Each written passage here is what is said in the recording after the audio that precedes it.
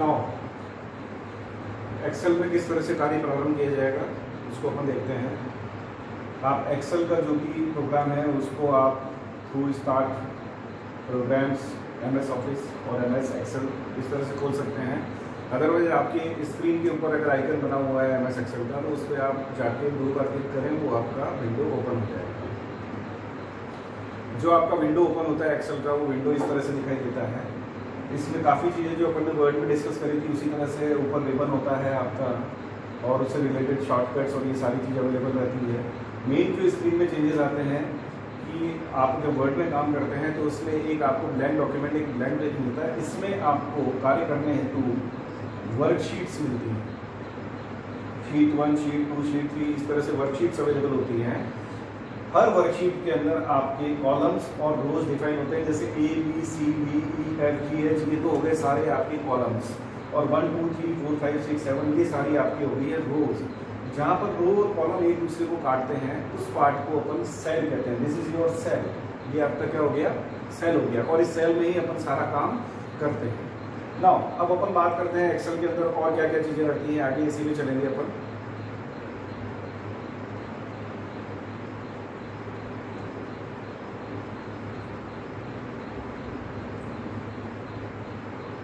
Active cell जो मैंने अभी आपको बताया है कि एक पंक्ति और स्तंभ जहां एक दूसरे को काटते हैं उसे सेल कहते हैं। एक्सेल वर्कशीट में सेलों की संख्या एक्सेल के वर्जन के अनुसार सीमित होती है। अलग अलग वर्जन में अलग अलग होती है। अगर मैं एक बहुत नॉर्मल बात करूं जो एक्सेल के वर्जन थे पुराने, उसमें एक पर्टिकुलर वर्कशीट में 256 आपके कॉलम्स होते हैं और 65,536 के करीब आपको रोज मिलती हैं। ना प्रथम पंक्ति के स्तंभ पर जो लिखा जाता है उसे रो हेडिंग कहते हैं। जो मैंने आपको बताया था 1 2 3 4 5 6 ये सारे रो हेडिंग्स हो गए। प्रथम पंक्ति के स्तंभ पर जो अक्षर लिखा जाता है उसे कॉलम हेडिंग कहते हैं, A B C D इत्यादि। उसके बाद में आती है इसमें फॉर्मूला बार। जो आपकी फॉर्मूला बार है वो आपको दिखाई देगी। इस फॉर्मूला बार में आप फॉर्मूला वगैरह जब भी डालेंगे तो यहाँ पर आप टाइप करेंगे, जो भी आप शीट के अंदर टाइप करेंगे वो आपको फॉर्मूला यहाँ पर दिखाई देगा। रिबन ये एक्सेल का प्रमुख मेन्यू होता है जिसमें प्रत्येक टैब के अंतर्गत कई अन्य विकल्प होते हैं। बहुत सारे विकल्प आपको यहाँ पर अवेलेबल होता है, इसको अपन कहते हैं ribbon. Status bar, sheet tab जो मैंने आपको बताया था कि शीट्स होती है एक्सेल में वर्किंग के लिए डिफरेंट शीट्स होती है। शीट 1 2 3 इस तरह से शीट्स को आप और भी ऐड कर सकते हैं नीचे से।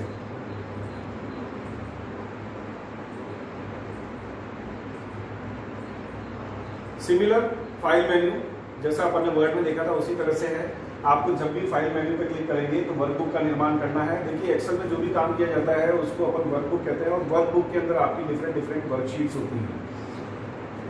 यहाँ पर ये आ रहा है एक्सेल में वर्कबुक खुल जाती है और वर्कबुक के अंदर ही सारा डेटा और जो भी एंट्री है वो सारी आप एक वर्कबुक में ही करते हैं। एक नई वर्कबुक खोलने का जो प्रोसीजर है वो बहुत सिंपल सा है। होम मेन्यू में खोलें, उसमें न्यू विकल्प का चयन करें। न्यू विकल्प पर नई वर्कबुक खोली जा सकती है। ये आपका आ रहा है यहाँ पर ब्लैंक वर्कशीट और इसको आप क्या करेंगे? क्रिएट करेंगे तो इस तरह से आपकी ये एक ब्लैंक वर्कबुक खाली वर्कबुक आपके सामने आ जाएगी। सबसे इंपॉर्टेंट बात जो अब आ रही है आंकिक प्रविष्टियों को लेके आता हूँ। एक्सेल में अपन जितना भी काम करते हैं वो सारा काम होता है एड्रेस बेस। इसको समझने के लिए मैं आपको पुनः जो इसका प्रारंभिक चित्र है वहाँ ले जा रहा हूँ। जैसे मैंने आपको ये कहा कि इस शीट के अंदर सपोज यहाँ पर डेटा पड़ा हुआ है तो आप जो भी काम करेंगे एक्सेल में जो भी कैलकुलेशन करेंगे वो सारी कैलकुलेशन जो बेस होगी वो इस एड्रेस बेस पे होगी। इसका एड्रेस देखने के लिए आप इधर से इसका कॉलम नंबर लीजिए। जैसे इसको थोड़ा सा मैं एनलार्ज कर रहा हूं ताकि आपको क्लियर हो जाए। ये सेल, ये एक एक्सेल की शीट है। इसमें इस पर्टिकुलर सेल एड्रेस को अपने को आइडेंटिफाई करना, what is the cell address of the selected area. ऊपर आप लेंगे इसका कॉलम नंबर क्या आ रहा है? A और इधर से इसका रो नंबर क्या आ रहा है? आपका 1। तो इसका जो सेल एड्रेस हो गया है वो सेल एड्रेस हो गया A1। ठीक है। सपोज मान लीजिए कि नेक्स्ट डेटा आपका यहाँ पड़ा हुआ है, इसका सेल एड्रेस देखना है आपको, तो इसका कॉलम नंबर लीजिए यहाँ से, ये क्या हो गया आपका C और इधर से इसका रो नंबर ले लिया 1, तो इसका सेल एड्रेस क्या हो गया आपका C1। तो एक्सेल में अपन जितना भी काम करेंगे, जो भी कैलकुलेशन पार्ट रहेगा एक्सेल में, वो एड्रेस बेस रहेगा, न कि डेटा बेस कि उसमें डेटा क्या पड़ा है। चाहे अपन मार्कशीट बना रहे हैं, चाहे अपन कोई आगे का कैलकुलेशन लगा रहे हैं सॉरी उन सभी में आपको क्या करना है, cell address is the important. आता है आपका नेक्स्ट वर्कबुक को सेव करना। सिमिलर प्रोसीजर है जिस तरह से अपन वर्ड में फाइल को सेव किया था।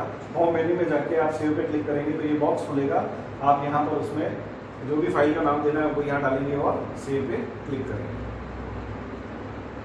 सिमिलर वर्कबुक को ओपन करना, पहले से आपने कोई वर्कबुक बना रखी है एक्सेल में तो आप होम मेन्यू में जाके और होम मेन्यू में जाने के बाद में आप उसके अंदर ओपन पे क्लिक करेंगे और ओपन विकल्प के साथ में ये जो बॉक्स खुलेगा इसमें आपकी फाइल आप जहाँ पर भी ये सर्च करके उस पर क्लिक करेंगे और ओपन पे क्लिक करेंगे तो वो आपका ओपन हो जाएगा। प्रिंट निकालना, प्रिंट आउट करना, ये जनरल चीज़ें जो पहले भी अपन डिस्कस कर चुके हैं, सारा वही है। अब अपन एक यहाँ पर स्टूडेंट की मार्क लिस्ट बनाते हैं। एक्सेल में जो कैलकुलेशन चलती है डेटा की उसको अपन यहाँ पर देखते हैं किस तरह से एक एक्सेल में अपन मार्क लिस्ट बना सकते हैं। प्रोग्राम से अपन जाएंगे और यहाँ पर अपने को एक्सेल ओपन करना है। ये एक्सेल की विंडो अपने सामने खुल गई है।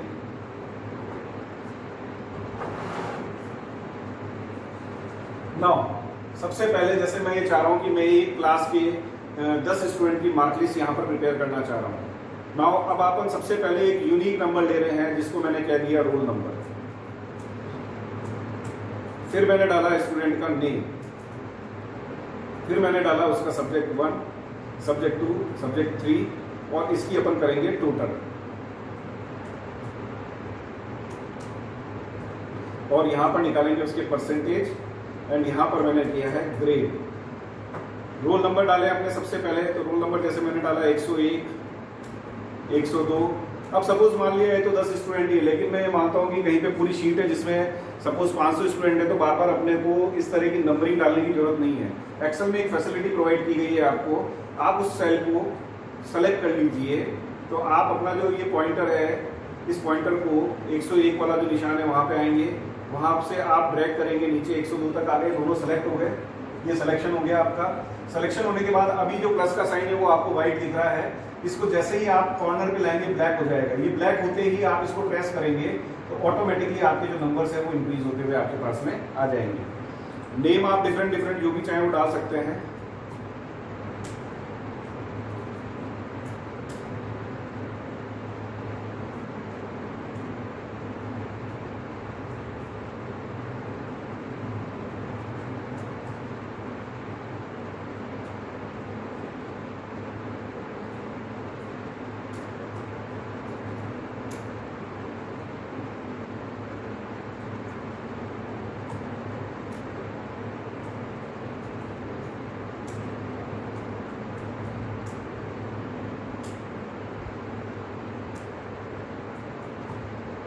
ये मैंने नाम यहाँ पे पुट कर दिया। अब मैं सब्जेक्ट 1 में जो है वो डिफरेंट जैसे मैंने मान लिया सब्जेक्ट 1, सब्जेक्ट 2, सब्जेक्ट 3, मैं इनमें से मान लीजिए आपकी 100 में से स्कोर दे रहा हूँ, तो 100 में से आप जो भी डेटा एंटर करना चाहें एक बार डाल लें।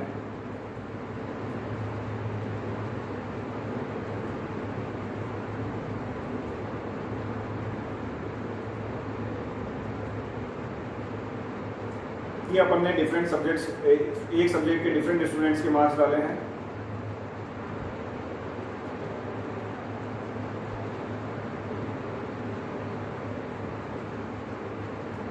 इसी तरह अपन ने दूसरे सब्जेक्ट के मार्क्स भी यहाँ पे पुट कर दिए हैं। सिमिलरली अपन यहाँ पर तीसरे सब्जेक्ट के मार्क्स डाल रहे हैं।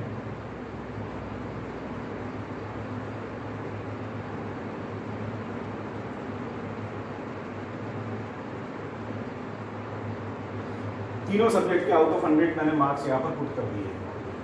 अब बात आती है अपने को टोटल निकालनी है। तो एक्सेल में आपको टोटल निकालने के लिए दो फैसिलिटी होती है। Either you can use formula from the keyboard, आप फॉर्मूला अप्लाई कर कीबोर्ड से आप सिंटैक्स टाइप करें फॉर्मूले का, और यू कैन यूज यहाँ पर एक साइन दिया हुआ है, this is sum sign, summation का साइन दिया हुआ है ऊपर जहाँ पर मैंने अभी तीर का निशान लगाया है, और ये सम का बॉक्स आपके सामने खुला है। दोनों ही मेथड आप काम में ले सकते हैं। फॉर्मूले की अगर बात करूं तो एक्सेल में कोई भी फॉर्मूला लगाते हैं आप, उस फॉर्मूले के लिए एक चीज मस्ट होती है। थोड़ा सा मैं इसको स्क्रीन को बड़ा करता हूं, आपको व्यू क्लियर हो जाएगा।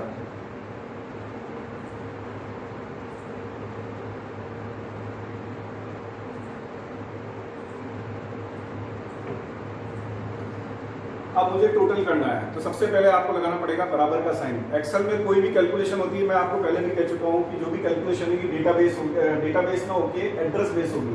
ये 87 कहाँ पड़ा है, इसका एड्रेस कैलकुलेट किया जाएगा। 67 कहाँ है, इसका एड्रेस कैलकुलेट किया जाएगा। 78 है, सबका एड्रेस लिया जाएगा। नाउ लिखने का तरीका, बराबर सम, ब्रैकेट स्टार्ट करेंगे।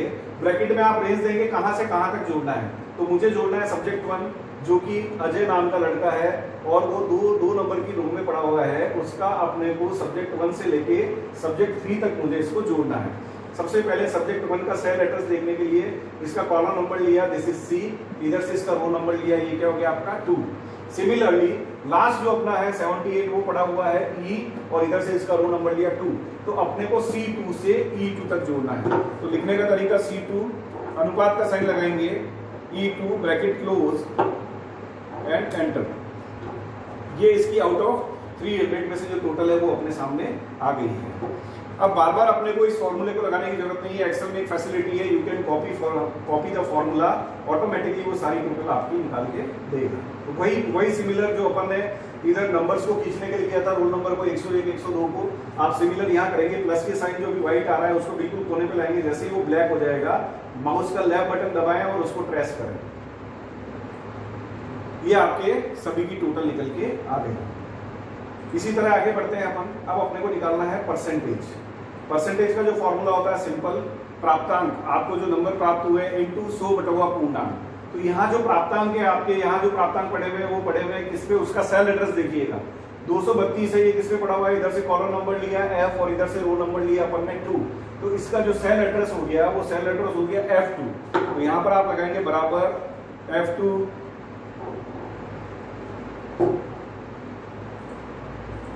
बराबर F2 इंटू 100 डिवाइडेड बाई, क्योंकि अपन ने जो मार्क्स दिए वो 300 में से दिए हैं, एंटर। जैसे ही आप ये करेंगे तो आपको यहाँ पर इसके परसेंटेज निकल जाएंगे। आपने क्या फॉर्मूला अप्लाई किया है वो फॉर्मूला आपको यहाँ जो फॉर्मूला बार आ रही है वहां पर वो फॉर्मूला आपको डिस्प्ले होता रहेगा। नाउ सिमिलर प्रोसेस जैसा अपन ने टोटल में किया था, we don't use formula each and everywhere, बार बार टाइप करने की जरूरत नहीं है, केवल इसकी कॉपी अपन आगे खींच लेंगे। वहीं पे आए अपन, इस कॉर्नर पे आए, ब्लैक साइन आया, इसको आप प्रेस आउट कर लें और ये खींचते ही अपने पास में क्या आ गया, इसका टोटल आ गया। बात ये आ रही है कि जो आपकी टोटल आई है उसमें आप चाहते हैं कि टू डिजिट ही जो है डेसिमल के बाद में दिखे, वो भी आपको फैसिलिटी इसमें प्रोवाइड की गई है। होम पे आ जाए और यहाँ पर ये साइन बना हुआ है आपका डेसिमल को कम ज्यादा करने का, तो यहाँ से आप डिक्रीज कर सकते हैं, डिक्रीज कर दिया। आप चाहते हैं राउंड ऑफ करना तो राउंड ऑफ भी पॉसिबल है, बट अगर आप चाहते हैं कि 2 डिजिट दशमलव के बाद में भी आए तो वो भी यहाँ पर आपका आ जाएगा। इस तरह से अपन ने इसको सेट आउट कर दिया। नाउ अब बात आती है ग्रेडिंग की। ग्रेडिंग सिस्टम में जो एक्सेल के अंदर काम किया जाता है, सबसे पहले अपन सिंपल ग्रेड निकाल रहे हैं। सिंपल ग्रेड में वी आर एज्यूमिंग दैट कि the person who get marks more than 70 is a graded student और 70 से नीचे वाले जो स्टूडेंट है वो क्या है, आपके बी ग्रेडेड स्टूडेंट्स हैं। तो इसके लिए जो एक्सेल के अंदर होता है वो आपको एक फॉर्मूला लगाना पड़ता है, उसको मैं थोड़ा सा यहाँ पर आपको डिस्क्राइब कर रहा हूँ। वो फॉर्मूला क्या है आपका, उसमें लगता है आपका if condition.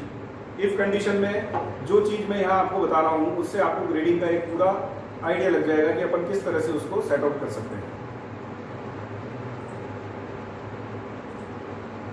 Now syntax will be similar, बराबर का साइन लगाएंगे, इफ ब्रैकेट स्टार्ट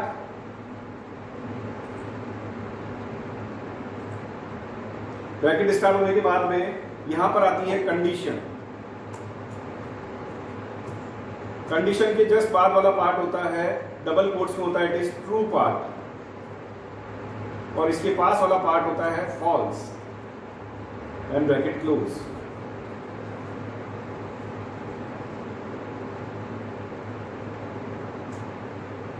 ये एक सिंटैक्स है तरीका कंडीशन। यहां पर मैं आपको एक चीज क्लियर कर देता हूं, ये बहुत सिंपल सा चीज है। जैसे मैंने कहा बारिश होगी तो पिकनिक जाएंगे, नहीं तो नहीं जाएंगे। तो इस पर्टिकुलर चीज में क्या हुआ कि जो पिकनिक जाने की डिपेंडेंसी है वो ड्यू टू द मौसम, अपने मौसम के ऊपर है कि बारिश होगी तो जाएंगे। तो कंडीशन इज रेन, आपका रेन होता है तो ट्रू पार्ट एग्जीक्यूट होगा, जाएंगे। अदरवाइज नहीं होता है तो उसका फॉल्स पार्ट एग्जीक्यूट होगा, जिसको अपन कहेंगे कि नहीं जाएंगे। अब इसी चीज को अपन यहाँ पर लेते हैं जो मैंने डाला है कि वह बच्चे जिनके परसेंटेज 70 से ऊपर है, तो वो पार्ट आपका कहाँ आ जाएगा, इस जगह पर आ जाएगा। अगर 70 से ऊपर है तो वो ट्रू पार्ट में एग्जीक्यूट करेगा, जिसको अपन ग्रेडिंग दे रहे हैं ए, और अगर वो 70 से नीचे है तो ऑटोमेटिकली उसका पॉइंटर कहाँ आ जाएगा, आपका इस पार्ट पे आ जाएगा जो फॉल्स पार्ट है बी। नाउ अब इसी चीज को अपन यहाँ पर एक्सेल में अप्लाई करते हैं, बराबर का साइन लगाएंगे। इफ कंडीशन पार्ट को समझेंगे अपन। कंडीशन मैंने आपको जो इसमें बताया है, कंडीशन अपनी किस पे रहेगी, परसेंटेज पे। परसेंटेज किस पे रखा हुआ है आपका, यहाँ से ऊपर कॉलम नंबर लेंगे जी और इधर से रो नंबर लेंगे 2, तो यहाँ पर आपने को डालना है G2। G2 पर पड़ा हुआ डेटा बड़ा, ग्रेटर देन एंड बराबर किसके है, 70 के, कॉमा वो पार्ट क्या होगा अपना, कॉमा वो पार्ट होगा अपना ए ग्रेडेड स्टूडेंट्स का, और कॉमा अगर ये कंडीशन गलत होती है तो इसका नेक्स्ट पार्ट है जो कि क्या है आपका बी ग्रेडेड है, वो एग्जीक्यूट होना चाहिए। ब्रैकेट क्लोज करेंगे, bracket start, bracket close and enter. देखिए इस जगह पर क्या है, 70 से ऊपर है, तो ये आपका क्या हो गया है, ए ग्रेडेड है। अब इसी को आप प्रेस कर लें फॉर्मूले को एंड चेक इट। अपन ने डाला था 70 से नीचे जो आएंगे बी, 66 बी, 67 बी, 66 बी, बाकी सभी क्या आ गए आपके ए ग्रेडेड आ गए। तो इस तरह से ये जो पार्ट है सिंपल सा एक अपन ने ग्रेडिंग निकाला है, जिसमें अभी तक अपन ने ए और बी ग्रेड डाला है। लेकिन when we talk about the multiple grades like A B C D, या अपन जिसको कहेंगे first division, second division, third and fail, इस तरह की चीज अपने को करनी है, तो अपने को इसमें जो ऑप्शन है वो चेंज करना पड़ेगा, और वो ऑप्शन सिंपल इफ से नहीं होके वो आपका जो कॉन्सेप्ट जाएगा मल्टीपल इफ में जाएगा। And through multiple if we can generate first division, second division, third division and fail. So next में अपन इसको देखेंगे।